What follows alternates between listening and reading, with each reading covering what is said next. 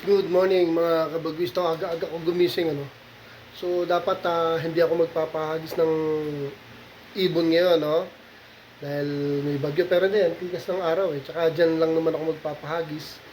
So magpapahagis ako ng dalawang ibon dito sa aking apo at aking wife. Dahil pupunta sila sa Balot Tondo. So may anak ko doon na taga Tondo General Hospital.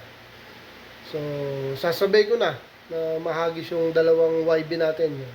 Super YB yon, yung nabili ko kay Tyros na Grisel, tsaka yung brown. Yung solid brown ko na YB rin. Talaga YB to, walang hagis to, first time to. So, dito natin makikita kung gaano kagaling ang homing instinct nila. Napakaaga naman maghahanap at maghahanap yan kung talagang mahusay sila sa homing instinct. Wala makapagsabi, di ba? Sa pasaway nga, nakakauwi, wala pang hagis, nakauwi.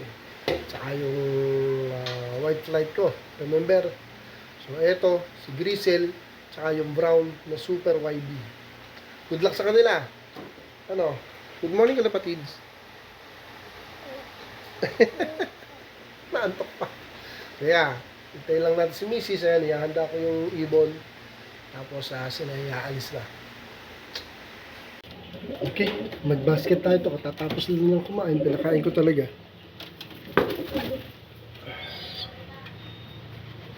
Ang ihahagis ni Mrs. at ang apo ko. Ito. Yan, yung brown. Tsaka si... Asan si Grisel? Ayun. Mga super YB yan. Ayan ka, basket lang ako. Ayan. So, ayun, nakabasket na. Okay. Good luck!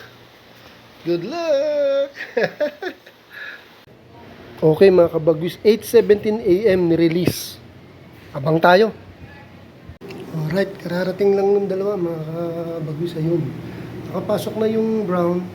Ito yung Grisel ni Tyros. Hindi, ayun pa yung brown. Sabay yan. Kakalabas ko kanina, wala pa. Dahil nagparonda ako. Ngayon, mga 3 minutes.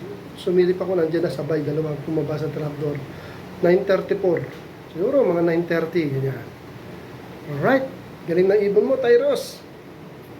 Walang hagis yan, ngayon lang, ang layo nun, Tondo Gen. Very good. Thank you for watching.